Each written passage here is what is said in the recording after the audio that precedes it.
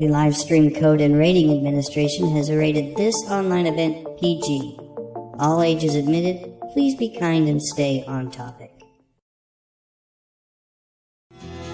Four pals just hanging out, nostalgia in the air. Classic shows to celebrate with laughter we all share. We call it a RetroPALooza. It's an hour or two of fun. We're nerding out together and we could probably use some sun. Oh, we're the RetroPals, living in the past, broadcasting memories that forever last. RetroPALooza, where the old scenes play, laugh until the night turns into day.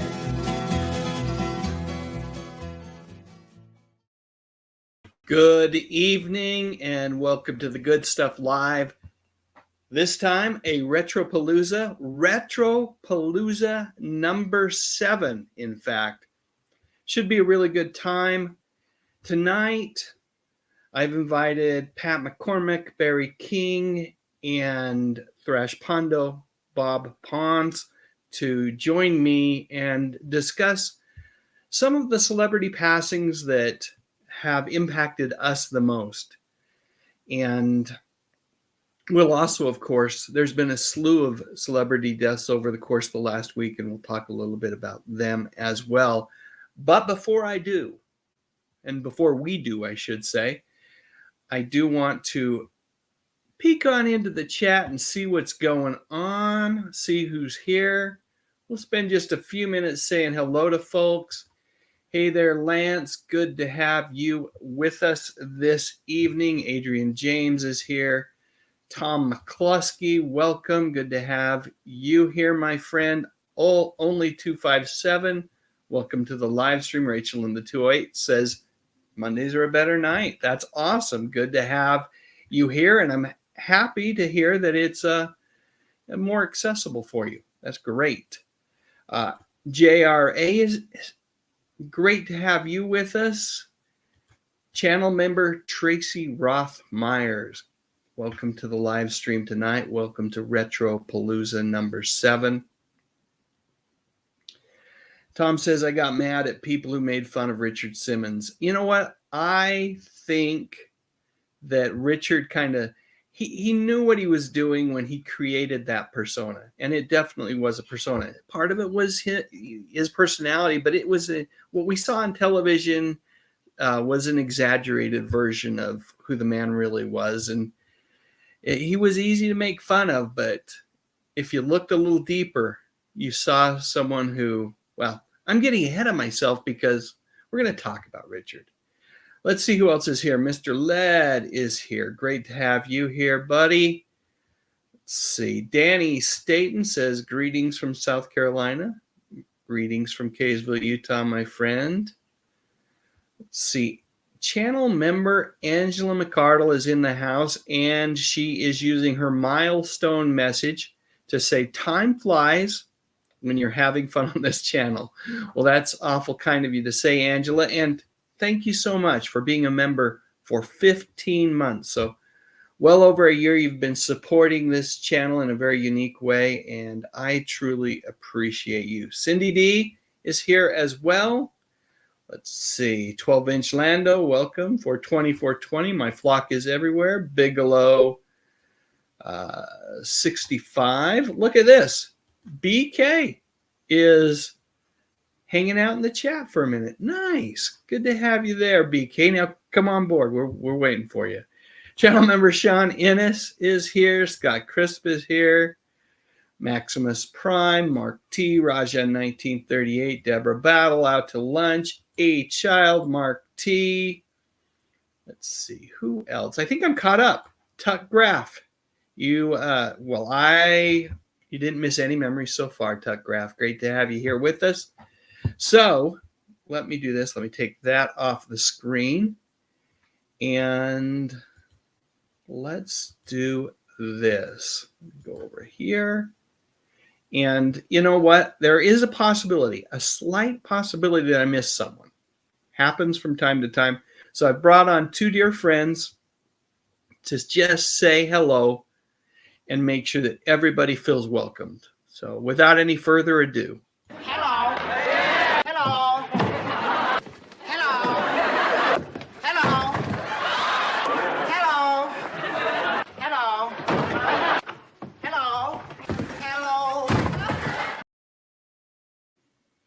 Hello, and welcome to one and all. And without any further hesitation or delay, let me go ahead and bring on two of the three RetroPals, and we will wait patiently for RetroPal number 4.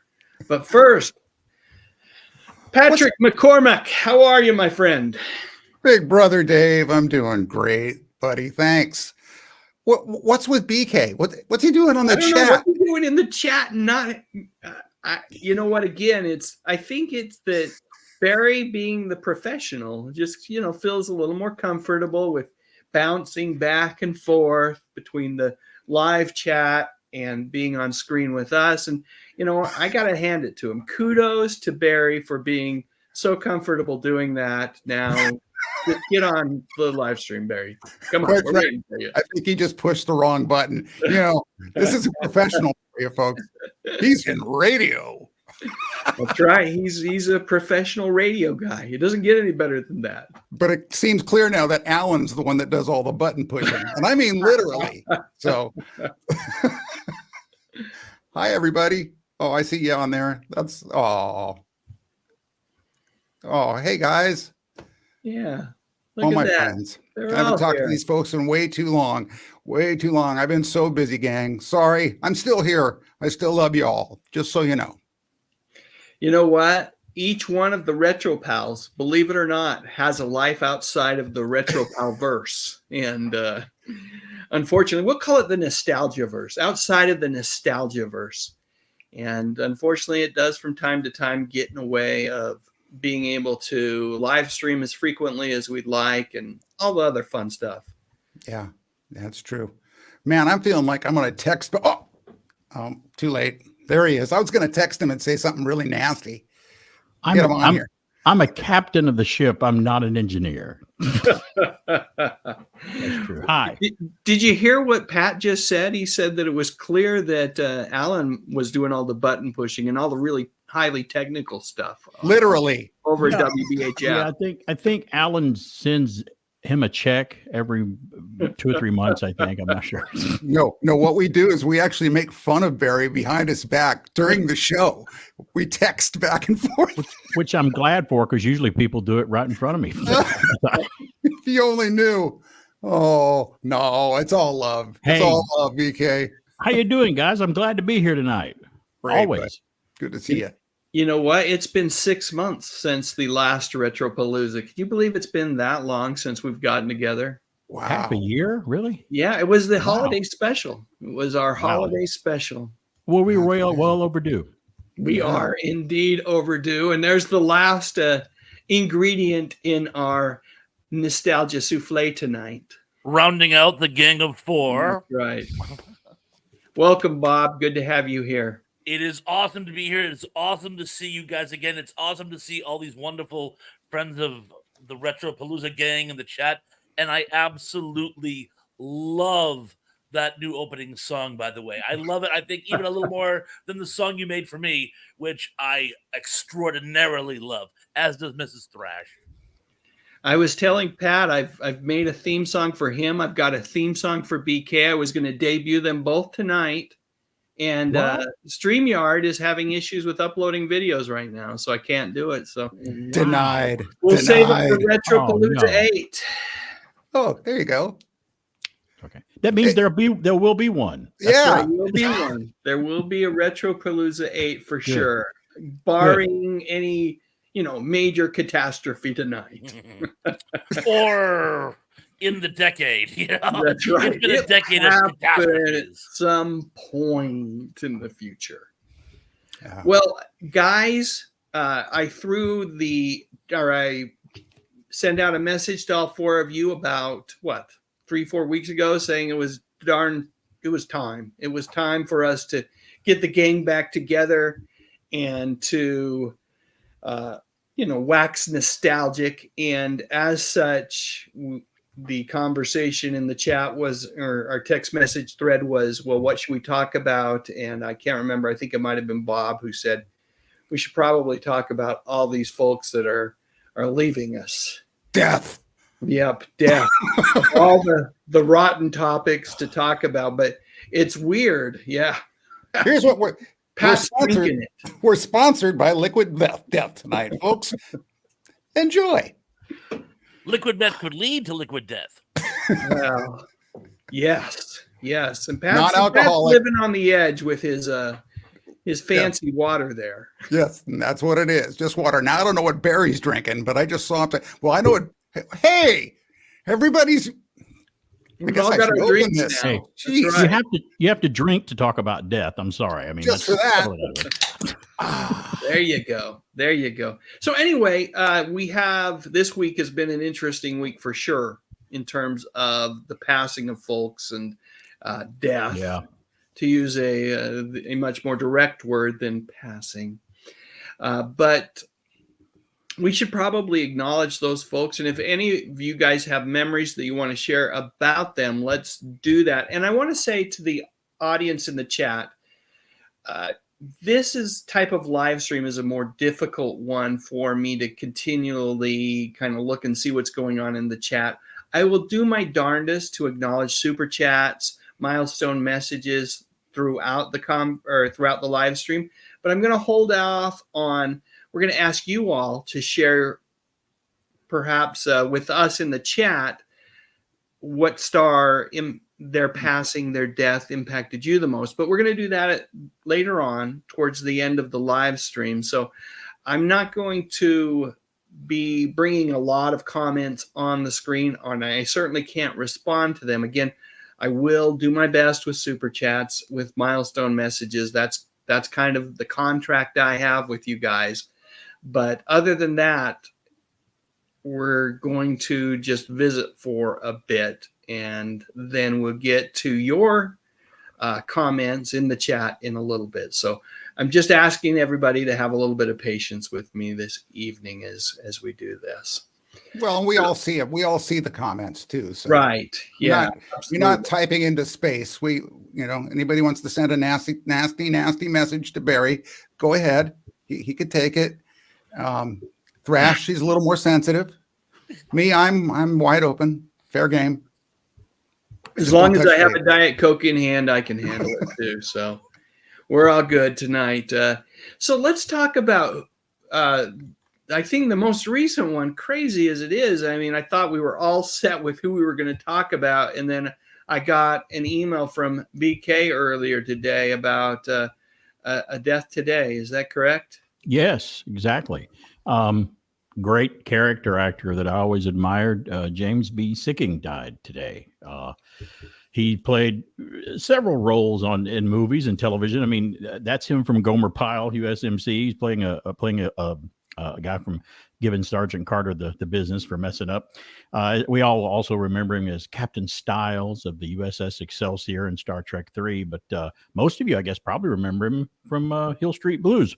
Mm-hmm. But I didn't see a lot of Hill Street Blues, but movies was more of my forte with him. He was also in a movie that Peter Hyams directed with Gene Hackman called Narrow Margin, when Gene Hackman's on a train with Ann Archer trying to get her to testify back before there were cell phones and they were trapped on a train and couldn't radio ahead or anything.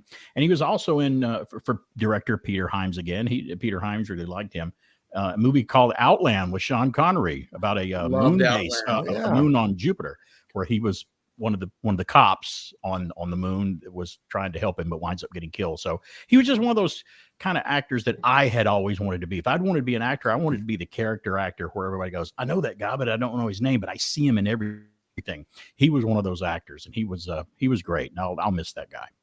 Yeah, for sure. Got to interview him once many years ago. It was very. Oh, did you really? Yes, how did the interview go? About 15 years ago.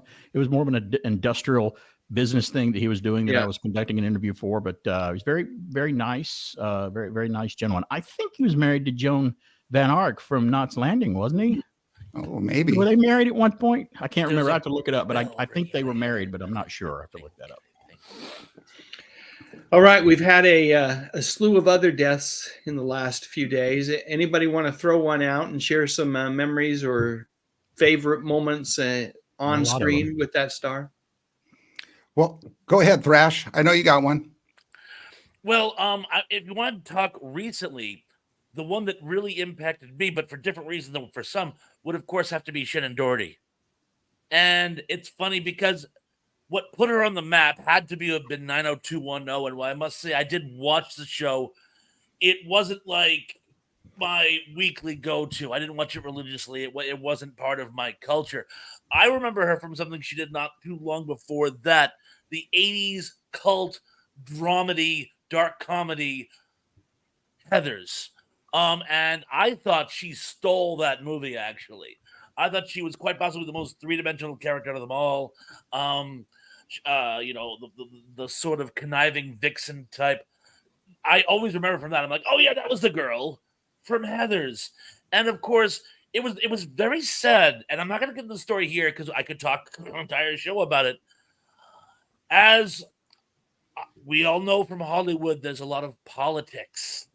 And because of certain political game playing, she had a lot of difficulties with her career. And when she tried to do Charmed, ended up having to leave the show and almost left Hollywood. I mean, she was doing scare tactics for the Sci-Fi Channel and other projects as well, but it really sort of took the wind out of her sails.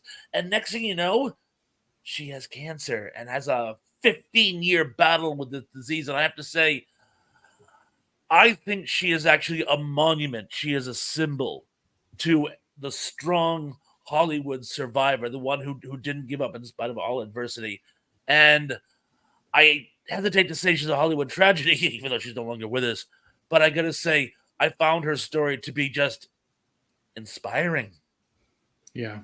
She could have been a tragedy. She could have. I mean, early on, she was a wild child. Yeah. And some people in the chat have pointed out that she was in Little House on the Prairie many years ago. And a couple of those cast members have come out in the past day or two and have said, yeah, we could see something in her early. She was really striving and driving to make it even as a child. So, yeah. Yeah, that's where I remember Shannon first. And of course, I really enjoyed her in Beverly Hills 90210. That was a show that I enjoyed the first handful of seasons and thought she was great.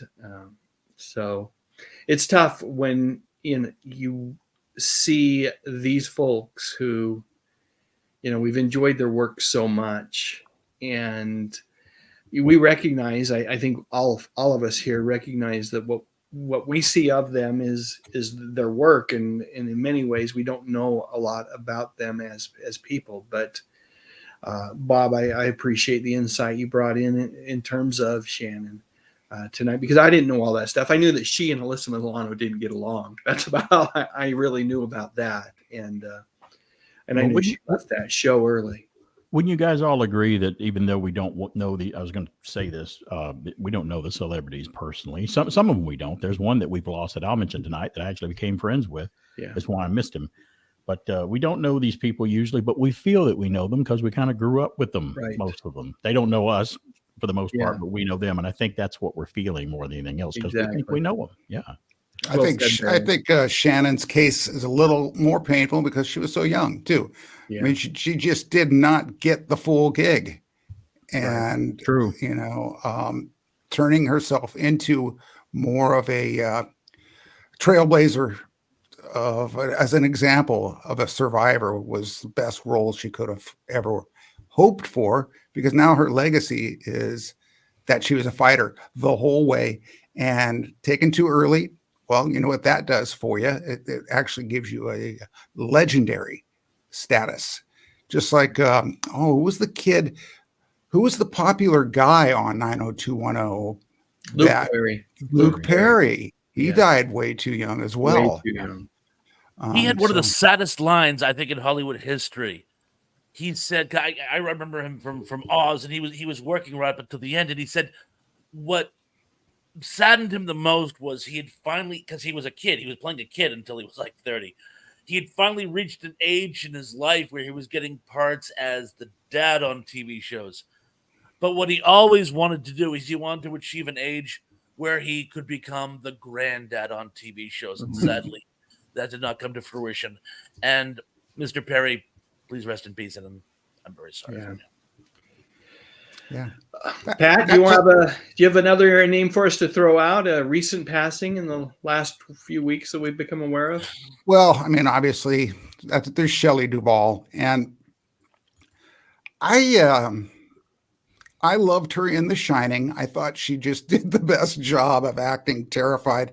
You know, and you watch any of the specials on the making of that show. In fact, she really was terrified. I mean, she didn't need to do much acting because they took steps to make it very real for her. And, you know, I don't know if that was any kind of contributing factor to the fact that she became extremely ill, not just physically, Right. but mentally. Yeah. I mean, I watched when she passed, TMZ aired her interview with Dr. Phil. And it was it was really hard to watch because she was clearly insane, out of her mind, gone. She'd be lucid for just a couple seconds, but otherwise everything that came out of her mouth was like, oh, this poor lady. they gotta put her away. She's got to either get put away or, you know, they really got to find the right medication. And oh my gosh, I don't know how much I believe that that's the best route to go. I mean, they tried everything on me and I'm fine. But the thing is it's like, I'm sad that she's gone. I'm glad that she had such a great legacy. And I think maybe even more glad that she's gone because now her mind isn't her tormentor. Right. She's not being tormented. So she's at peace. She's one of those where I was like, now you truly can rest. Yeah. I do feel like I saw that interview as well. And I do feel like terrible. she was exploited a little bit in that interview. Maybe so. Yeah. He's an exploitationist of the worst kind. I've seen some videos here on YouTube that she did with her, I believe, granddaughter. And I don't think she was always as, I think the Dr. Phil interview in many ways was designed and perhaps even edited in to demonstrate her frailties, her mental frailties and physical. I think that she still had a decent life, but without a doubt, I mean, there was a point where she was struggling financially because of everything that was going on with her. I do know last year she got work. She was in a movie again, but she was one of my favorites too. Again, I didn't know her, but I loved some of the movies she was in. A movie that is near and dear to my heart. Not all that many people love it as much as I do, but I loved her in Popeye with Robin Williams. And I just thought her performance as Olive Oyl, and I've seen her in other things. Brewster McCloud, obviously, that's a great one. One of her early roles and The Shining. She's fantastic in that movie. And she talks about the emotional drain on her in making that movie, doing each take 20 plus times for Kubrick, you know, just that kind of stuff. It wears on a person. Oh yeah. He was losing her hair in clumps. Yeah. And then there's a story. She was actually considering leaving Hollywood, doing just kids TV or stage work and stuff like that. But she got talked into doing this movie with Terry Gilliam because she was a Monty Python fan, and they did Time Bandits. And the scene where she's in the medieval carriage with Michael Palin, Terry Gilliam saying, "Oh, don't worry, no one will get hurt in this scene. Just fall to the top of the carriage like this." And he did a backflip. The problem is he didn't tell them he was going to do that. And he ended up falling on her neck. And she had ongoing neck pain for the rest of her life as a result of that. I'm not blaming Terry Gilliam, and I understand it was an accident. But, I mean, at one point, the woman must have gone, I can't catch a break, can I? The last movie she did was it's a werewolf horror thriller. If you can look it up, do a search for a werewolf movie, Shelley Duvall on YouTube. And she did give one final interview with those filmmakers from her car window, and they were sitting there talking to her. And she was nothing like the Dr. Phil appearance at all. She seemed very with it, knew what was going on and everything. And I like to remember her that way. Hopefully she got back something toward the end because she seemed very lucid toward the end to me. And I thought she was, if you guys have never seen Fairy Tale Theater from the cable network Showtime, that was amazing what she did with that. That was all her. She put that together. She directed some of them, was in one or two, and the cast that she would get together for those roles, that was an amazing feat of hers. And I always thought she was a great actress. Agreed. Agreed. One other that we'll mention a couple others, but one that definitely is worthy of mentioning. We lost Richard Simmons this last week. Richard, bless his heart, jumped on Twitter, X, in March and told everybody he was dying, and then immediately backtracked and said, "Oh, well, we're all dying," and then said, "Oh, I've got skin cancer." But I think it was a moment where good judgment, bad judgment, who's to say? He just felt like he needed to share that his time on this earth wasn't much longer. And the interesting thing was, he'd been relatively radio silent prior to earlier this year, just kind of living a life of seclusion. Yeah, seclusion, and staying away from all of the different social media tools, all those kind of things. And the last few months, maybe because he knew his time was coming to an end, he became much more active on X and reached out to a lot of different folks and conversed with people. And, people that expect Richard to be the Richard of 30, 40 years ago, just, I think, a hilarious character, much like Paul Rubens' Pee Wee Herman character, but very much not truly who Richard Simmons was. Parts of him are in that character, but he was more than that. And anyone that worked with Richard in real life and, was struggling with weight and that had him and where he'd had a positive impact on them due to his coaching or whatever, said that he's one of the most authentic, real, kind people that they'd ever met. And that's funny. The way I like to think of Richard. Spontaneously funny. He proved that on, if you guys haven't seen his segment on Whose Line Is It Anyway? Oh, so funny. So funny. If you guys haven't seen that, you've got to. It's on YouTube. There are a couple of clips with him on Whose Line Is It. Oh my gosh. Just the funniest things I've ever seen. Corporate CEO, I would have loved to have hired Richard to be a motivational speaker at my company. He could have done it. That's something else that he could have done. Maybe he had stuff done like that. Maybe he did. Yeah. Wouldn't be surprised. He was great. Wouldn't be surprised. This week we've also lost Benji Gregory. Fans of Alf know him as the young man in the family that adopted Alf. What was Alf's real name? Was it? It was Gordon Shumway. Alien life form. Gordon Shumway. Gordon Shumway. Yeah, Gordon Shumway. Both of those are correct. Yes. Yes, they are. Who else? That was out of left field. That took me by surprise. That was his reason and the reason he died was also very tragic too. That was very horrible to hear about. I was an Alf fan. I'm not going to apologize for it. I watched it, thought it was hilarious. It was a funny show. It was goofy, but it was funny. I loved it. Thought it was great. As a cat lover, I had a hard time with it, but otherwise. Willie, hey Kate. Hey, that's a pretty good impersonation. I like it. Nicely done, Bob. Thank you. Of course, she's not an actress. She's not a comedian. But speaking of catty, boy, we saw her on TV a lot in the 70s and 80s, didn't we? The radio too. In fact, I remember being a teenager with various naughty thoughts, and I remember I used to catch her radio show because it was so risque, and it was like listening to dirty poetry and that type of thing. I used to hey man, did you hear that new show? It's by this German lady called Ruth, and she talks about really naughty stuff, and it was so funny. 'Cause nowadays it probably wouldn't bat an eyebrow.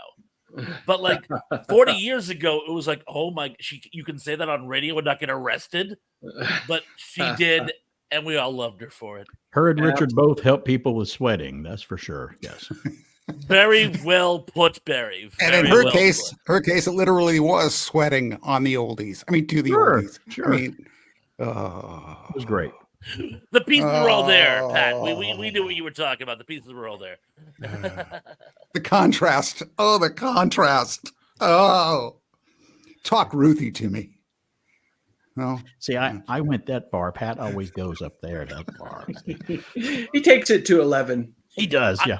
I thought I was pushing the envelope myself, actually. it's the California in me. We go to 11, man. California Well, dream. speaking of going to 11, let's go ahead and then kind of transition to some of the folks that maybe have been gone a little bit longer, who've passed away, that really impacted our lives. And we're gonna go round we're gonna go clockwise, is what I'm trying to say. So we'll start with Pat. Is that no? Everything's backwards, man. It's all backwards, and I am not professional enough to there. Nope. There we go. We're going. Nope. I can't do it. Hey, watch it with that finger. Do it. Anyway, we're going to start with Pat. We'll go to Barry, and then we'll go to Thrash, and we'll just keep going round robin for a little bit while we talk about some of the folks that have left us that really it impacted us. And then, like I said, in about 10, 15 minutes, we'll go out to the chat and ask folks to share theirs as well. So starting with you, Pat, who's the first name on your list, my friend? So we're clear. We're going to do one at a time as we One go around. at a time, and then yes. I have three. So I get the first chance to say DeForest Kelly so You that do. he doesn't get to, right? Sorry, Barry. I literally had him picked. And of course, folks, there is an irony here that Dave will help mediate so that Barry doesn't fly out from Atlanta and try to kick my butt. He'll have Alan do that. But Barry, you gotta join me on this because it affected me, and I'm guessing, even though we're close friends, you and I, and we had never actually we didn't divulge who we were going to talk about. Right. I was wondering how many we were going to match tonight, if all, probably. Well, and we did that with the podcast when I had you guys on the podcast too. As a matter of fact, we did a lot of mix and matching, and it was fun to see who's had the same answers because, of course, great minds think alike. But What's your excuse? was it wide open? Wide open. Good try to beat me by that. Good volley there, Thrash Mountain. I would have said the thing that got me about DeForest, because Star Trek was the show that turned me into the RetroPal that you see before you today. It was the reason I got into it. And for good reason. Star Trek, the original series, was my favorite. And so I actually had become, at that point, emotionally attached to the show. You know, it wasn't running currently. It was reruns. But at least in my mind, I knew all those cats were still alive or still with us somehow. And when he died, correct me if I'm wrong here, BK, he was the first of the original crew. Yes, June 11th, 1999. He was the first original cast member to pass away. Yes. And my story goes like this. I walk into my parents' I hear it on the radio. I walk into my parents' house and I go over to this is so dramatic. I go over to the fireplace and I start bawling. And I mean, crying. And my mom's like, "What's the matter with you? What's happened?" And I went, "Bones is dead. Dr. McCoy." And she's like, "One of your doctors died? Oh my gosh. Which one was he?" And I went, "No, you don't understand. Star Trek." And she was like, "Oh, brother." Turns around and walks out of the room. That didn't help, Mom. It didn't help. But it really affected me that much. Oh, yeah. Yeah. Can you do better than that, Barry? Barry, you want to add to that? Yes. I'll second everything he said. I actually was in a workout room at an apartment complex that I was renting an apartment at the time. And they played the radio in there. And that's where it's funny, Pat, that's where I heard it was on the radio. A local Atlanta station played it at the news. And all of what Pat said, yes. I mean, yes, I did. It did affect me when Leonard Nimoy passed. Yes, it did affect me when some of the other casts have passed. But I don't know what it was about DeForest Kelley. He was the first one, and he's the one we're like, oh, we finally lost one of the first classic Star Trek actors from the original series. And a lot of people mistakenly report him from Atlanta. He's from Georgia and grew up in Atlanta, but he was actually born in Toccoa, Georgia, which is actually not too far from our radio station in northwest Georgia. Toccoa is more in northeast Georgia. But he's from Georgia. He was a Southern gentleman, and if you hear Leonard Nimoy and Shatner talk about him, he was a Southern gentleman in real life too. I've never heard anybody ever say, "Man, I have a problem with DeForest Kelley." I've never had never heard a complaint about the guy ever. And Raintree County, some of those westerns where he was the nice young whippersnapper Western guy back in the 50s. He started long before any of those guys in Star Trek did. But they said he liked to live a simple life too, and that kind of helped me identify more with him. He didn't, he made money off the Star Trek films, but him and his wife lived in a very modest home in California and had a little dog in their little home and everything, and didn't live the big posh life and go out to the Hollywood parties. And that was kind of how I remember him, and I did. He's on my list, and it affected me when I heard that we lost our good doctor. It certainly did. And he knew how to make a real mint julep. Sure he did. Yes, sir. Barry, you want to throw out another name? I will throw out one. I'm saving a third one that affected me the most last, but the second one I want to mention after DeForest Kelley. This one caught me and the whole world by surprise, and it happened on August 11th on 2014, not too long ago. When we heard Robin Williams died, I don't know what it was. I was a fan of Robin Williams. I wasn't crazy about Robin Williams. He was great. He was funny. He was dramatic. He went into dramas as well, and he was good in the dramas too. But something just hit me hard for some reason. Like, Robin Williams is gone. What happened? With some of the older actors, we kind of expect to hear it someday. Like if someone's in their 90s and they pass away, you don't want to hear it. But they're like, okay, so and so died today, but they were 95 years old or something.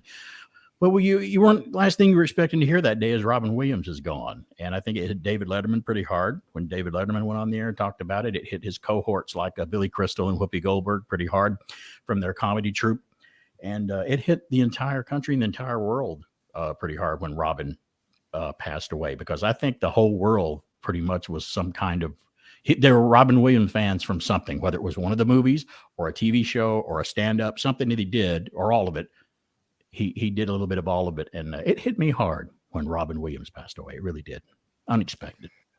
Yeah, that one it hit me hard as well, I have to say. And as we've learned more about Robin and his life and what he was struggling with, some of his struggles were, I mean, the whole Lewy body dementia thing that he was struggling with at the tail end was something that my mother had too, right during her last couple of years.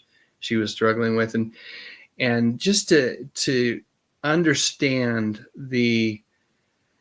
it's too simple to say, well, he died by suicide, because there was so much more to it than that. What an incredibly complex person. He's more than just a funny man, right? He was a really gifted actor, and just one of those you don't see many people with that kind of talent emerge. He was one of those once in a generation kind of funny men, and talented, truly talented people. And that one was a tough one for me too, Barry. I loved Mork and Mindy, and grew up watching it. And Dead Poets Society still gets me to this day when I watch it. It's just a phenomenal movie, and he's great. And yeah, he sure is. Oh, he was great in Hook too. Oh yeah, fantastic. Yeah. Bob, you're up. Well, I just before I go with my first one, I have to reiterate. I sort of grew up with Robin Williams. Mork and Mindy, of course, the spinoff of Happy Days. That show was my week, so I was a fan, from a young child right up until the very end of Mr. Williams. But here's the weird thing about my household: he was a generational celebrity. Daughter loved him too, and of all things, number one granddaughter absolutely loved Robin Williams, and when we found out that he died, it like sent shudders through her. It was like it was almost like it was like we lost a family member. That would be like so hokey and overselling. But for some reason, this person was loved by everyone in the house. Like, for example, Pat, when you say when DeForest Kelley died and no one in the house cared, it's like in this case, when Robin Williams died, we all mourned him together. It brought the family together somehow. And he left a hole in the American, not just entertainment industry, in the zeitgeist that simply hasn't been refilled, nor do I think it ever will be. And I just wanted to say, Mr. Williams. And I Well agree with said, you more, Bob. Barry. Well said. Thank you. Now I'll give my personal one. And if you guys watch my content channel, you probably won't be totally surprised by this. I have to go with a recent passing, and that is film icon Roger Corman. Oh, yes. Yes, Roger Corman, the paragon of the B Monster movie. Now, I've told the story at no less than, what was this, number 7 RetroPALoozas? I've told the story 7 times. One of my earliest memories is watching those old matinee creature feature shows with my dad on Saturday afternoons, and we watch, well, I have them right here. It Conquered the World, or The Day the World Ended, or Not of This Earth, or Teenage Cavemen. That was my exposure to science fiction, and it created a long-lasting love of sci-fi to this day. And it wasn't until later, when I became more of a connoisseur, that I realized most of what I loved was all being funneled through the same person. The man literally created my sense of taste in science fiction. Not that I like the highbrow stuff, too. I certainly do. But I mean, one of my favorite stories is my father told me as like a bedtime story, The Little Shop of Horrors. And then like 10 years later, it was on a late night TV show. And I remember calling my father the next day and saying, that show you told me about, the movie with the plant that ate it, feed me. It was on last night and I saw it. And it's kind of like, oh, the one I saw 20 years ago, like he didn't realize what an impact it had. But it was like finally, it's like when people tell you about Catcher in the Rye and you finally go and read it. It's like I finally, and of course, another little tidbit, one of my favorite authors of all time is, of course, Brian Aldiss. And one of Brian Aldiss's few feature films was a Corman project, Frankenstein Unbound. Not fantastic, but it's a fun little sci-fi movie, great acting by John Hurt and Raul Julia, and is remarkably faithful to the book. So I got to give him that one too. So, and I got to tell you, the weirdest thing is, and I should have learned this by now, I'm pushing 60. But I still fall into the trap of these people have been around since I was a kid. They're always going to be around. Some people aren't going to die. I mean, yeah, they were 90 years old when I was 10. But they'll still be here long after I'm gone. No, and this is the problem. And it's something we have to resign ourselves to. We're all getting older. And the people who were old before, well, they're a lot further along in the line than we are, hopefully, at the risk of being grim. So, yeah, Mr. Corman, rest in peace. And like I said, for some reason, I had it stuck in my head. You were always going to be with us. Yes, Thrash, I agree with you. Anybody ask me who my top 10 favorite directors of all time in Hollywood? Roger's always in the top 10. And people go, what do you got? Roger Corman's on your list? I'm like, yeah, buddy, you got a problem with that? Yeah, come on. Yeah, he's on the list. He sure is. Come on. Hey, if you're a Turner Classic Movies buff like me, they are celebrating his career every Wednesday night right now. And seeing Mankiewicz interviewing him years and years earlier, and seeing Ben Mankiewicz trying to become an interviewer is really entertaining, because to me, he's the greatest of all time, but he wasn't then. You would see somebody affected by Roger Corman. Watch Jack Nicholson talk about Roger in an interview. Just look it up on YouTube. It's very recent, not from too long ago. And Jack actually starts to cry. Think Jack Nicholson starts to cry talking about Roger Corman and what he did for him. You could tell he was a very gentle soul. You know, he was just so soft-spoken, and yeah, it seemed like a great guy. Just getting back to Ben Mankiewicz for just a moment, and I think he's aces. But does anyone else confuse him with Tom Kenny? SpongeBob? Yes. Every time I see him, I'm like, when did Tom Kenny get a show on TMZ? Oh, it's Ben Nicholas. Sure. I can see that.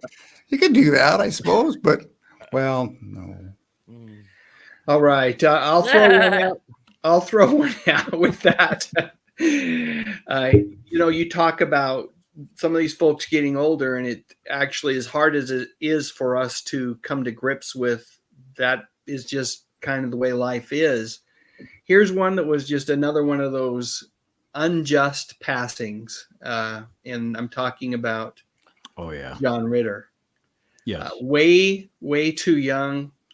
I believe that at this point, if it was an aortic dissection or something like that, something to do with his heart that was not immediately recognized for what it was, and I believe that these days John might still be with us if he were to have that happen to him now. A lot of work has actually been done because of his passing to be able to recognize it.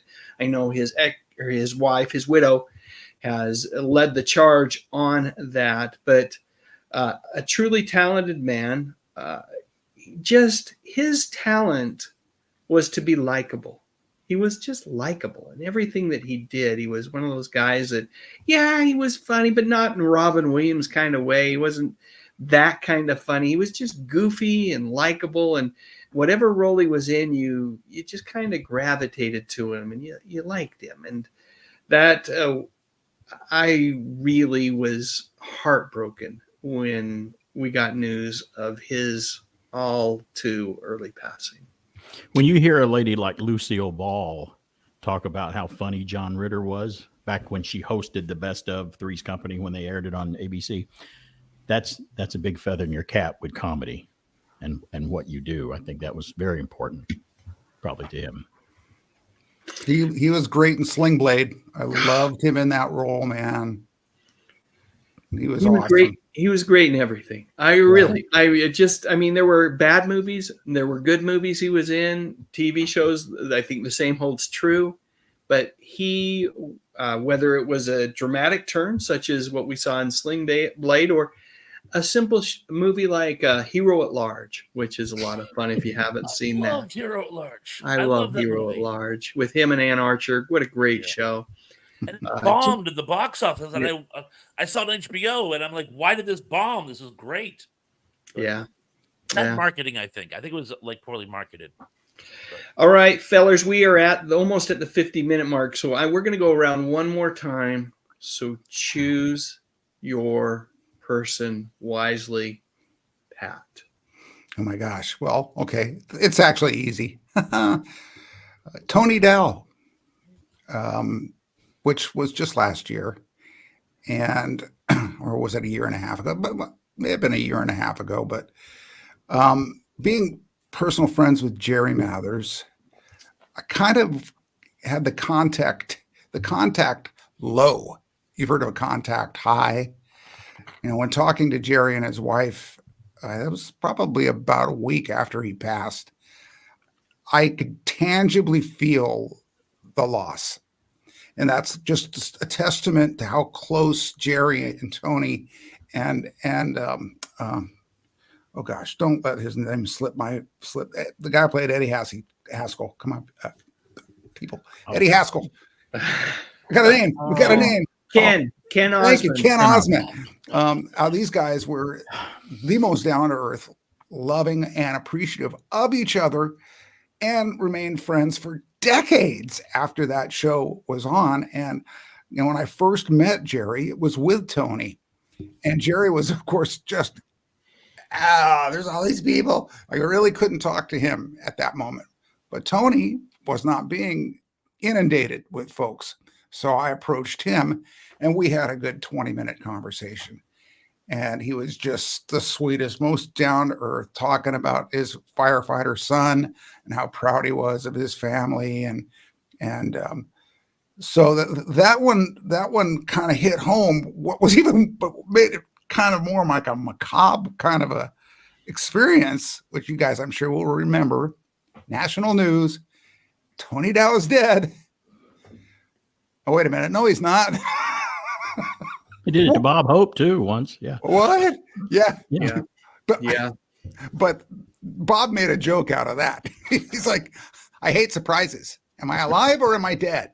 But the thing with Tony is his wife she was so distraught, so unable to function properly, I suppose, or whatever the reason. She just took the fact that he wasn't moving as the fact that he was dead, when in actuality he wasn't. So he hung around for another day. It's like, oh man, that's morbid. But at any rate, what a legacy. Great artist, great father, great friend, iconic classic television character, everybody's big brother. So yeah, I miss Tony. I miss Tony Dow big time for sure. Absolutely. He had a great appearance on Adam 12, a later episode, Adam 12. Yeah, played Marine. Yes. Yep. Yes, I remember that. And of course, we got him as Wally not once but twice, because they did it all again and did it well in the 80s with that's right. Leave It to Beaver, which was actually pretty good. I actually loved it. It was really good. I loved it. It's actually what got me watching Leave It to Beaver was watching the new Leave It to Beaver and then wanting to see the original show. Yeah. All right, Barry, your turn. Well, my biggest hit to the heart from a celebrity death kind of mirrors Pat's, because I got to interview this guy several times on the radio many years ago when I was at another radio station. And after that interview, I started a friendship with him. We'd meet him at conventions. I'd look him up. He gave me his number. I could call him. He goes, "Hey, let's have a cup of coffee and hang out." Richard Hatch from Battlestar Galactica.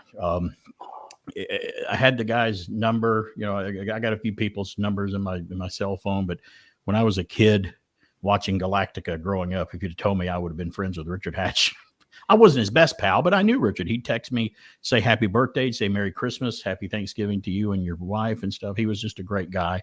And I have a cup of coffee with him every time he was in town in Atlanta for Dragon Con. It was fun just to meet him and hang out and swap stories. He started out, earliest thing I remember seeing him in was the Waltons. He actually played Wade Walton, one of the Walton cousins that would show up on 2 or 3 episodes of the Waltons.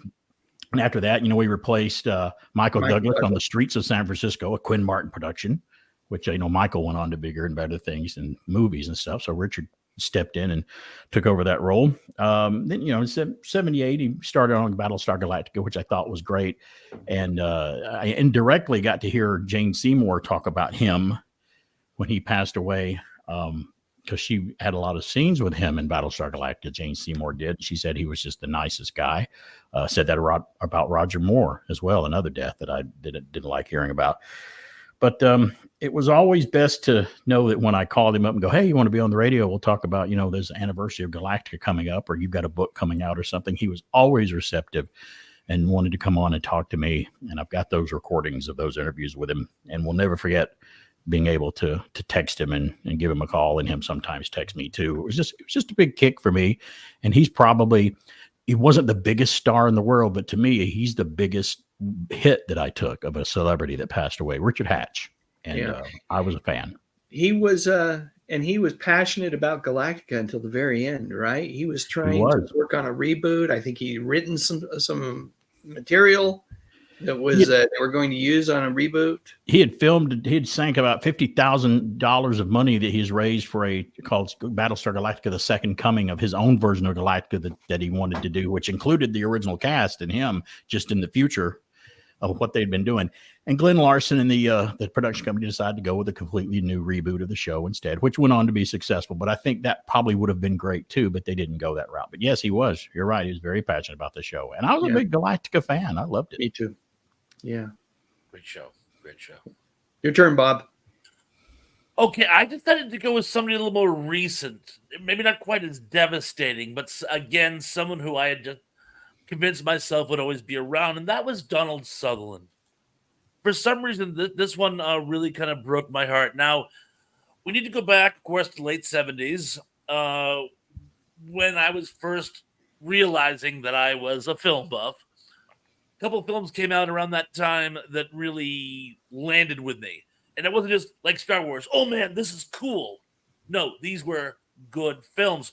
One of them was, of course, an actual game-changing science fiction epic, Invasion of the Body Snatchers, which I've talked about on several occasions on several different shows.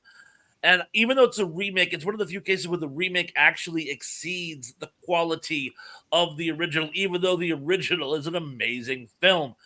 The 78 version is amazinger. And now, of course, it's a great ensemble cast. You had Jeff Goldblum, you had Leonard Nimoy, you had Don McAdams.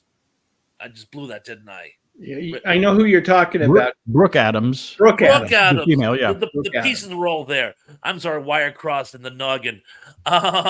You even had Cartwright, Miss Cartwright, as there as well. Just an amazing ensemble cast. They were amazing together, but it was really him.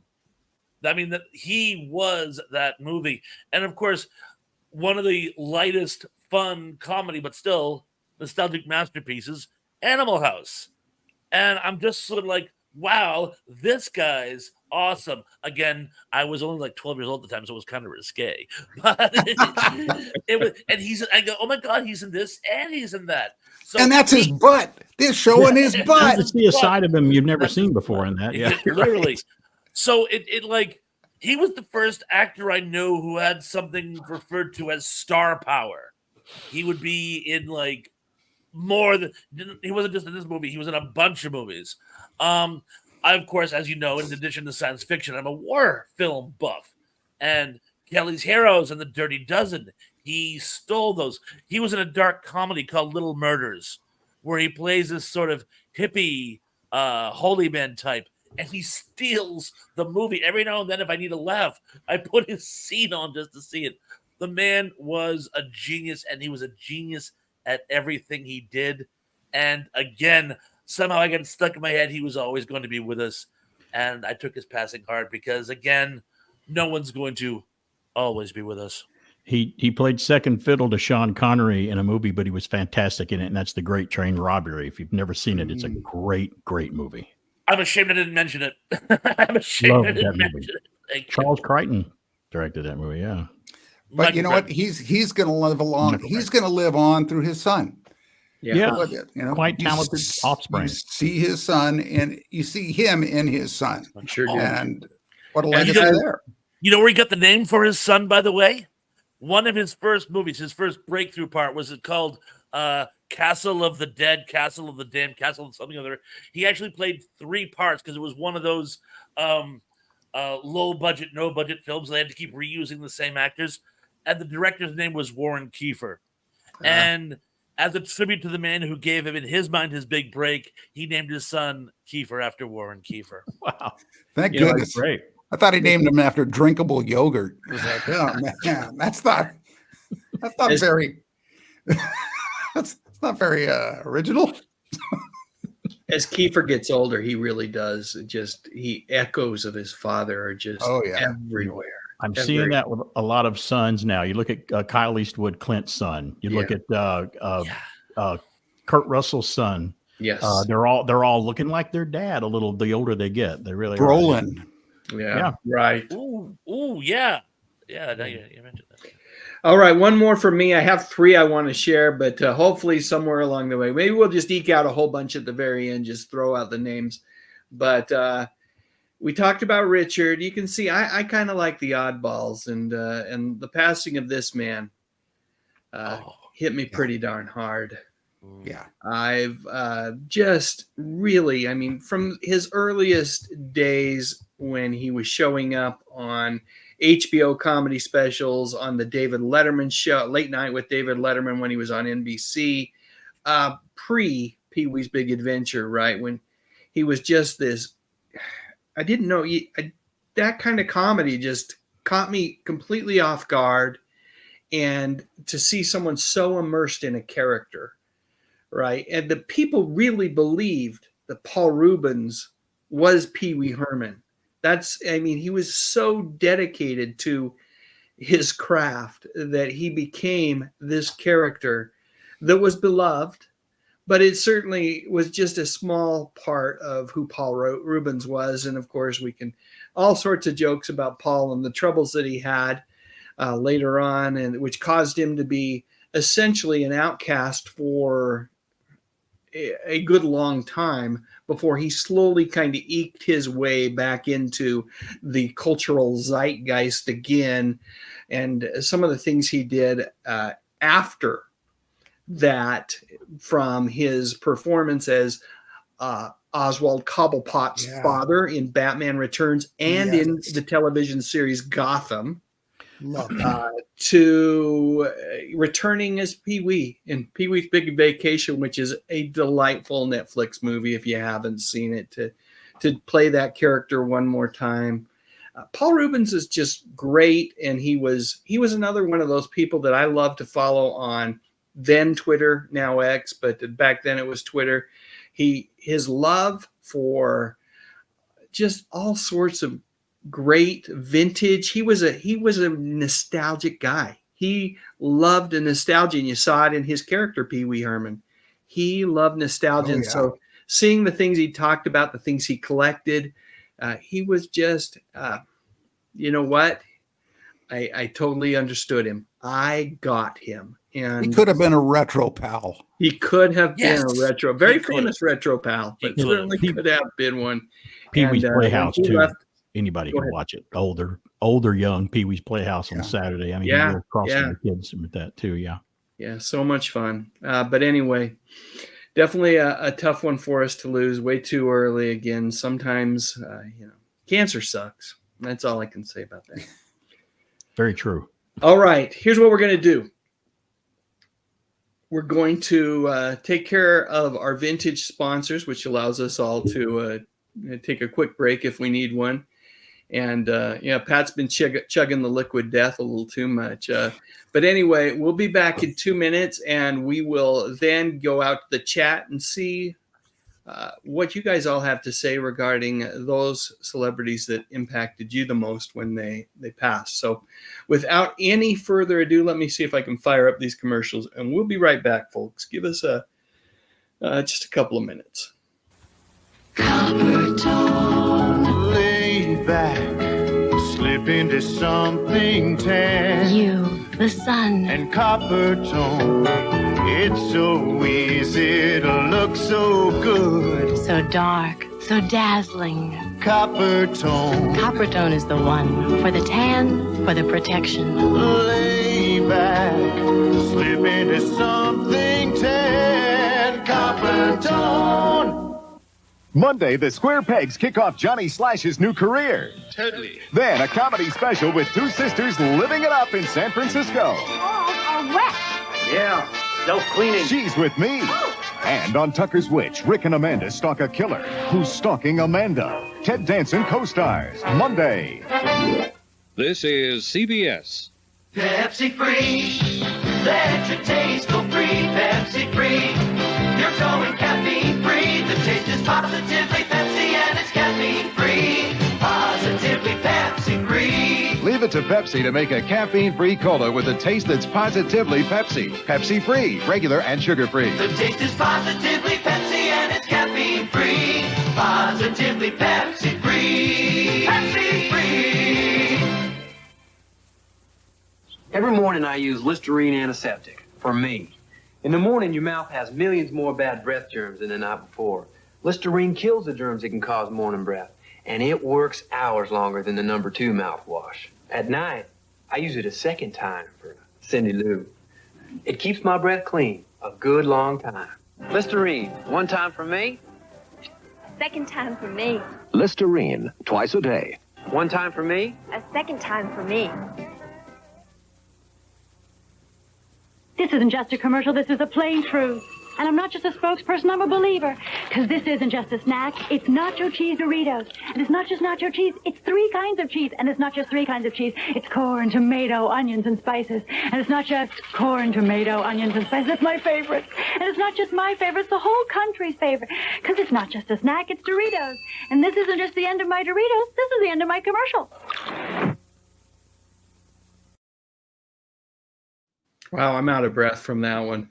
I love the Listerine commercial too.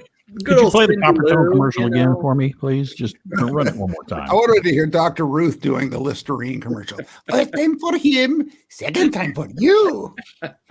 The thing is, every time I hear Pepsi Free, all I can think of is the line from Back to the Future. I'll take a Pepsi Free. Kid, you want a Pepsi, you're going to pay for it. All right. So we're going back to 9:30 p.m. Eastern. That's about as far back as I can scroll. And I'm asking all of you now. It's your turn. Tell us in the chat which stars passing impacted you the most. Let me get over to what did I say? Set our 9:30 p.m. Eastern time. You scroll here. Lance Chaffin says Adam West. Let's see. Karen Lee mentions Cloris Leachman. Was my favorite character. She was amazing. Maurice Hampton, Robert Conrad. Channel member Zuperplex says the death of Paul Rubens reminded me of the death of Bob Saget. There's another sad one. Someone leaving us too early. Sin City Jim says Madeline Kahn. Channel member Emily Miller says I loved Paul Rubens. Felt like he had a good heart. Gary Carpenter mentions Burgess Meredith, and Lance mentioned Yvonne Craig. Maurice Hampton mentioned Gene Wilder. Let's see. Gary Carpenter mentioned Julie Newmar. I don't know if we've lost She's Julie. fine. She's fine. She's fine. Yeah. She's fine. She's Still fine. with Good us. to hear. Good to hear. Gilda Radner is mentioned by Gary. Let's move on. Gary mentioned a bunch of folks. Donna Douglas, Eartha Kitt. Let's see.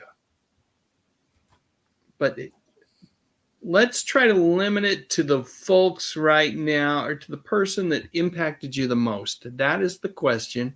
And if you can give us in the chat some rationale behind that, that's all the better to really convey the significance of that star's passing. So I'm going to scroll down and let's see who else we have here.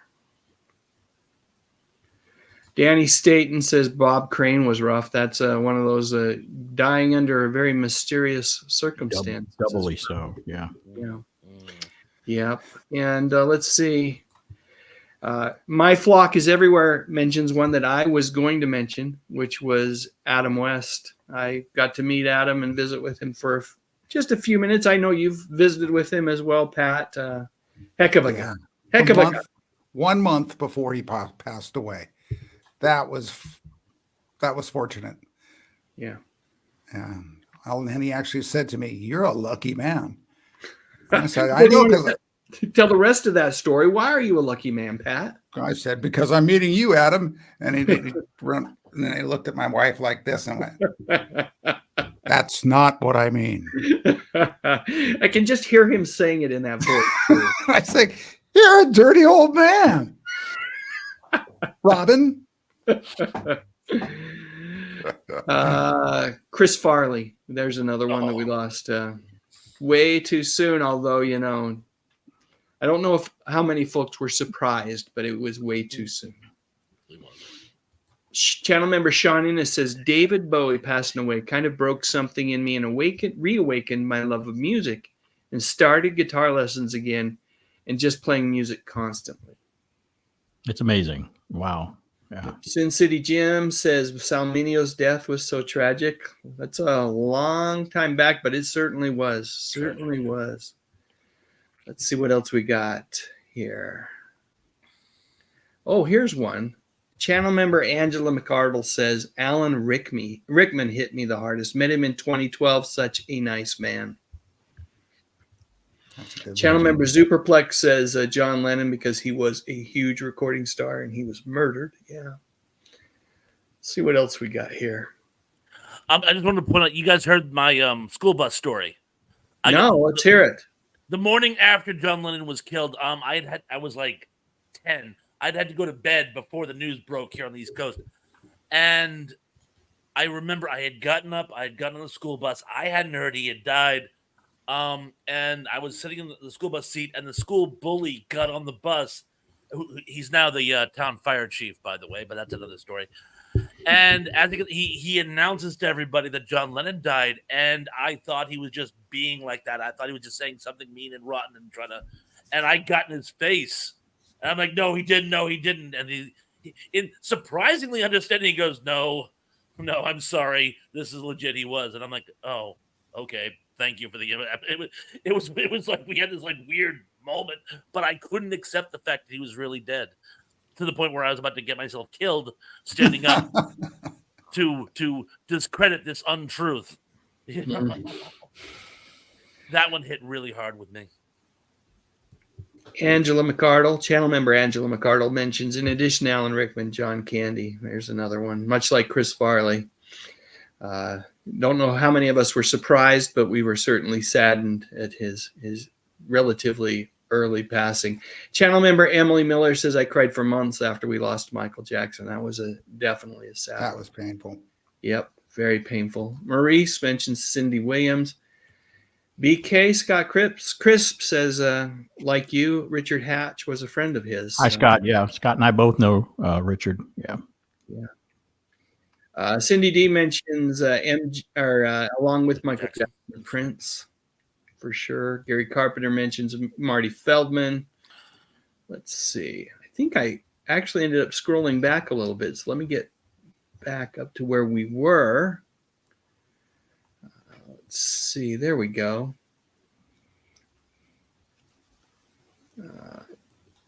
Channel member Emily Miller says he wasn't exactly a celebrity. I'd say he was. Dale Earnhardt. Was shocked when we lost Dale. Whenever I drive to LA, I take a road called Highway 46. It used to be called Blood Alley. Now they've changed the name of it to the James Dean Commemorative Highway. And it is the road where he was killed. And it's really bizarre because you can totally see why it happened and how it happened. Now, they've been working on it to try to get it so that that intersection doesn't operate that way anymore, but it's still the same situation where people are going at highway speeds and people are having to turn left in front of them to take another freeway. And every time I drive through that, I'm like, I don't want to be James Dean.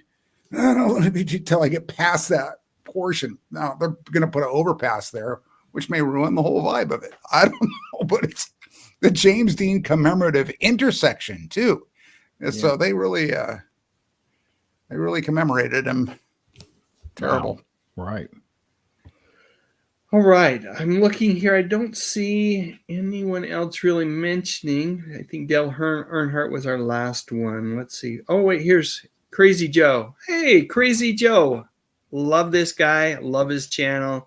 Definitely, folks, if you haven't checked out Crazy Joe's channel, Joe Fiore's his name. He's a wonderful feller, and you should check out his channel. But he says Fred Rogers and Norm Macdonald. Oh, a couple of really good ones. And ones that it really hit me as well. So thanks for mentioning them. Joe. Grew up with Fred. Yeah, we sure did. We all did, right? We grew up with that fine gentleman. All right, let's do this real quick. I'm popping out of the chat now, so I won't be keeping an eye on that, folks. But thanks to everybody for their contributions. I really appreciate that. But I know that I left a couple of the RetroPals hanging with just a few more people. So maybe we rapid fire. Pat, was there anybody else you wanted to mention? Oh, I was going to mention Norman Lear. Okay. Because he was very recent and made it to 101. And he came up in a conversation I was having this week, as a matter of fact. On my podcast, I interviewed Jerry Jewell from A Facts of Life and Deadwood. And that's coming up next Friday. I cannot wait. And she was discovered by Norman. Matter of fact, he was the one that gave her break. On The Facts of Life, right? Yes. Yeah. And she has a new book out called Jerry's Jewels and Gems. And Norman wrote the foreword for her at age 101. Wow. So I got to tell you about that interview, folks. You've probably seen my interviews. I've done over 65 of them. This was something special. she was incredible. This childlike mentality that in no way is caused by the fact that she has cerebral palsy. It is actually her childlike personality that shines through with everything she says. I'm telling you, every time I put it on, my day gets better as I work on editing and getting it cleaned up. She just lights me up. I cannot wait to listen What to a that woman. one. What I a did a woman. video on Jerry it's been a couple of years ago now, but she was kind enough to pop into the comments and thank me for doing the video. And that doesn't happen all that often with the YouTube uploads. Great. And she just strikes me as someone who is just really wonderful. My gosh. I can't say enough. I can't say enough. So yeah. Barry, did I leave you hanging? Did we get all of yours? Well, I got a couple more, but good choice, Pat, because how many careers did Norman Lear have a start for people? How many did he jumpstart careers? I mean, he started so many, are responsible for a lot. But a couple more I just want to throw out there. The man who basically made modern day comics as we know it, Stan Lee, when he passed away. Now Stan was older, and I knew that maybe he didn't have much longer left anyway, but it still didn't make it any easier because I always counted him as one of my influences growing up. He was always just the nicest guy when you talk to him. He had some problems here and there toward the end of his life, but I think it all got fixed family wise and whatever. But what a legacy that he left behind just in the motion pictures that are being made right now from the stuff that those guys were thinking up back in the early 60s comic books. So Stan Lee, legend. I miss him to this day. And a comedian that was on television from England that my dad and I turned me on to, and I loved him. And when Benny Hill passed away, I kind of felt this big hole. I'm like, wow, Benny Hill was getting ready to do another TV special when he passed away. He had the contract on his coffee table in his apartment in England, waiting to sign it to do a new television special. It was going to have Michael Jackson in it. It was going to be this big production, and he was going to make he was going to do a comeback and whatever, but it didn't happen because he passed away sitting in his chair in his living room. So I miss Benny Hill to this day and always will. Yeah. I can't hear Yakety Sax by Boots Randolph without thinking about Benny Hill. I'm sorry. That was his. Comedic genius. He really was funny. Sure was. You talk about feeling a bit scandalous, Bob. But for some reason, when I was probably 6th grade, 7th grade, and the Benny Hill show first showed up on our UHF station here in Salt Lake City, Utah. And the rumor was, if you watched carefully, you might see something that you shouldn't see on television. Or two of them. Right. And so I watched carefully. Never really saw much, truthfully, but I did grow to love Benny Hill's humor as well. Dave, do you want to know the local station in Atlanta for years in the 80s? The UHF channel. Funny you should mention UHF. The UHF channel that showed Benny Hill in the 80s for the longest time was Channel 69. I'm not kidding. It was Channel 69. Hey, Thrash, you want to touch that one? I'm not going to touch that one. Yeah, it's true. Go ahead. Dr. Ruth. Bob, calling Dr. Ruth. Your turn, Bob. Did we forget anybody? Well, actually, no, quite the contrary. A couple came to mind with, as we mentioned, Mr. Herman, his partner, Phil Hartman. Hartman, his passing, again, left a hole in the entertainment industry between his voice acting, his SNL work, shocking, appearances on new radio. He was doing documentaries, and I don't mean just as like mockumentaries as a joke. He was doing authentic documentaries as a host and doing an amazing job. And I really feel when we lost him, it again left a hole that has still not been filled. And there's one more that I have to mention just because I think this is the one that hit me the hardest. I was doing mostly recent passings, but this one it's probably the first celebrity death that really, really broke my heart. And that was John Belushi. John Belushi really, really, shocking. Really hit home with me. Yeah.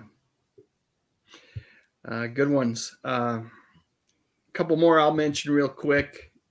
I know someone mentioned in the chat, I think it was Lance, but Adam West, love that guy. And this is recent. Definitely. Definitely. He's been out of the public eye for a while, but he's still making a name for himself in his local community in Wisconsin as a creative force and just living his life, right? Spencer Milligan, the father on Land of the Lost. Just, I felt like, I think about father figures on television, and there's the Andy Griffith Show, and there's Leave It to Beaver with Ward Cleaver. And for 2 seasons of the 3 seasons of Land of the Lost, Spencer Milligan's character was right up there. He should be on that list. You're right. Yeah. He actually had him on my list. I missed it. Partially the reason as well is because I'm friends with Wesley and Kathy, very, very close friends. And this hit them really hard. Sure did. Wesley especially. Kathy's been through the ringer, so she's a trooper. She's just like, yeah, I know death pretty well. But Wesley, you could tell it really compromised him. So we're going to talk about it on my podcast next week. I'm going to have Wesley on. So we'll. This will be number 3, right? This will be the third time's the charm for Wesley. Yeah. So he's so fun. He is such a great guy. We give each other such a hard time. You'd think it was me and Barry King talking to each other. It's just amazing. But I digress. I cannot wait. This is this season. I mean, you started out the right way with the RetroPals, but now you've got Jerry and Wesley coming on board. I love you, Barry. You're a good boy. Good boy, Barry. Okay. Oh, yeah. Okay. Let me see. Was there anybody else scrolling through my list? I think we hit most of them. Well done, fellers. Any parting thoughts? Hey, Pat, you've told us a little bit about what's going on your channel, what you're doing, but you want to spend just 30 seconds teeing things up in terms of all the exciting things going on in your world? Boy, I wish there was more exciting things going on in my world, but right now it's home construction or renovation and fighting with counties over paperwork and paying money. And I don't recommend this to anyone, especially if you're in California. But on the creative side, the video camera has come on again. I am still trying to work out how I'm integrating music back into this because it still is my specialty. It's still what I do best. So I've got to get it back in to this nostalgic realm of, classic television or anything nostalgic that I can think of that ties in with music. And just to keep on people's radar, so to speak, Retro TV Radio, my podcast that you can find on most of the popular podcast platforms, is continuing on. And like I said, I have the lovely Jerry Jewell. I got Wesley Ure coming up, and on the back burner, and this isn't confirmed, but what the heck, I talked about it on Barry's show last weekend. I'm hoping to have Barbara Barbara Luna. If she finds out I said Looney, all bets are off. I'm telling her. Nobody repeat that.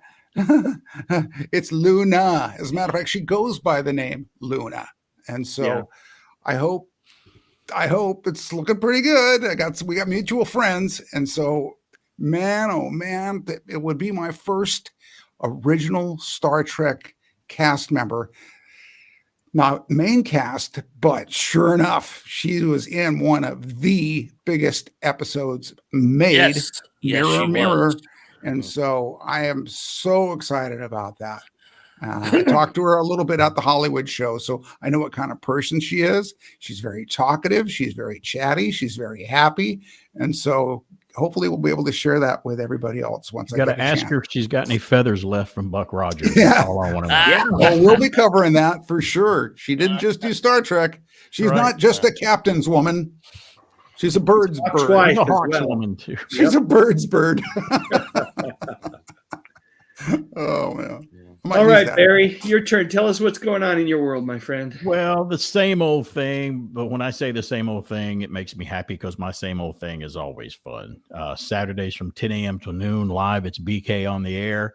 I'm actually on the radio. I know everybody has a podcast and stuff, and that's the cool thing, but I try to do a YouTube channel which kind of takes care of podcasting and some old commercials and oldies and nostalgic stuff like all these guys do as well. But I'm on a radio station live from 10 a.m. till noon Eastern every Saturday on WBHF radio. You can find us at WBHFradio.org. We're in a suburb just north of Atlanta in Cartersville, Georgia. But with the internet and streaming and an app that we have, you can get the free WBHF radio app. You can hear us wherever you could be on the dark side of the moon and have a signal and still hear us. But our app is so crisp and new that it still has that new app smell when you download it for your phone. And that's the way you can hear my show if you miss it now, is we archive the shows on the app, and it's a free app. Just go in there and choose the archive section. If you miss a show, search for my name, BK on the air, and you can listen to the shows that you missed recently. I talk about the same thing just about all these other guys talk about. We all do the same thing, but we do it a little differently, but we all have fun doing it. We all have that in common. It's nostalgia. I was born in the 60s, grew up in the 70s, and graduated high school in the early 80s. That's all you need to know about me. That's my era. I'm a Gen Xer. That's us, and proud of it. Saturday mornings, every morning live. Listen to me. And hey, email me too, bkontheair@gmail.com, and go to my YouTube channel right here where you are right now. Go to YouTube and check me out, BK on the Air. Like and join the channel. You won't regret it. I'll make it fun for you. And I want to thank every one of these guys. I love doing this every time. It's number 7. I can't remember. I can't believe it's number 7. They're flying by. Lucky number 7. That's right. Good I one. love it.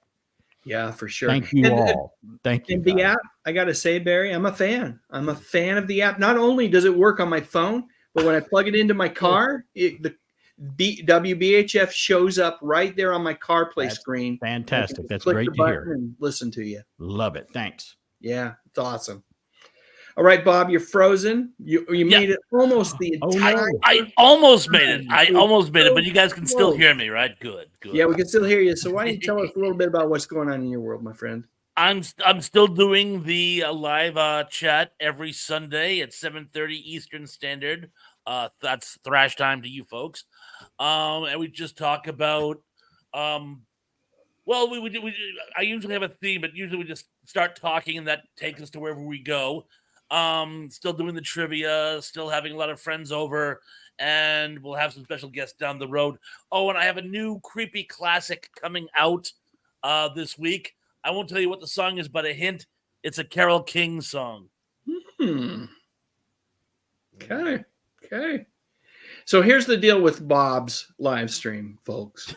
And this holds true for. I was going to say, I'm his puppet. He's the ventriloquist. It's awesome.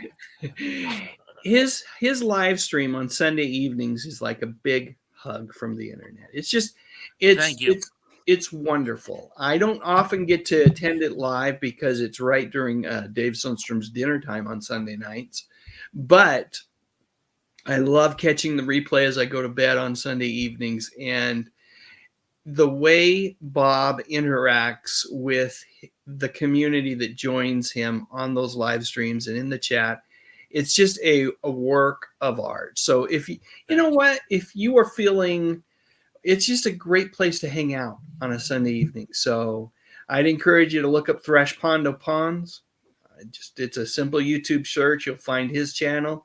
You'll find Pat's channel at the Golden Rage of TV. You'll find Barry's BK on the Air. These are simple YouTube searches that will hook you where you can subscribe to 3 really wonderful fellers that they're doing yeoman's work, people. They are doing their very best to keep memories alive, right? And in many cases, celebrate things that tend to be just kind of slowly but surely disappearing into the ether. And we don't want to see that happen. Those of us that were born in the 60s, went to elementary school in the 70s, and graduated from high school in the 80s, pretty special times, pretty darn special times, and definitely worth remembering. So thanks to all 3 of you fellers for joining me tonight. We will do it again. I promise it will not be 6 months from now. Good. a pleasure. Love it. So much fun to have you guys here hanging out with me tonight. And next time we're going to know about the pool on when exactly Thrash is set to freeze up. That I just noticed Danny Staten was said, who has 157? Anyone have 157? 157? We'll do that. We'll do that at the beginning of the live stream next time for sure. It's like bingo. Bingo. Barry, are you trying to be like Thrash there? Oh my gosh, I think he's frozen too. I'm trying to do Police Squad. Oh yeah, the Police Squad. Oh, I was supposed to do this. Classic. All right. Thanks, guys. And thanks to all of you in the chat tonight hanging out with us. I can't wait to go back, rewatch this because I love listening to these fellers. So that's going to be a lot of fun. And I get to read all of your comments. I won't have to worry about pushing this button, clicking that thing. It'll just be a blast. But thanks to everyone for hanging out tonight. And with that, you know what? We should play the theme song one more time on our way out of here. What do you say? You've got to. Love you guys. Love you Song guys. one more time. Thanks, everybody. Have a great night, and we'll talk to you all soon. Peace. Four pals just hanging out, nostalgia in the air. Classic shows to celebrate with laughter we all share. We call it a RetroPALooza. It's an hour or two of fun. We're nerding out together and we could probably use some sun. Oh, we're the RetroPals, living in the past, broadcasting memories that forever last. RetroPALooza, where the old scenes play, laugh until the night turns into day.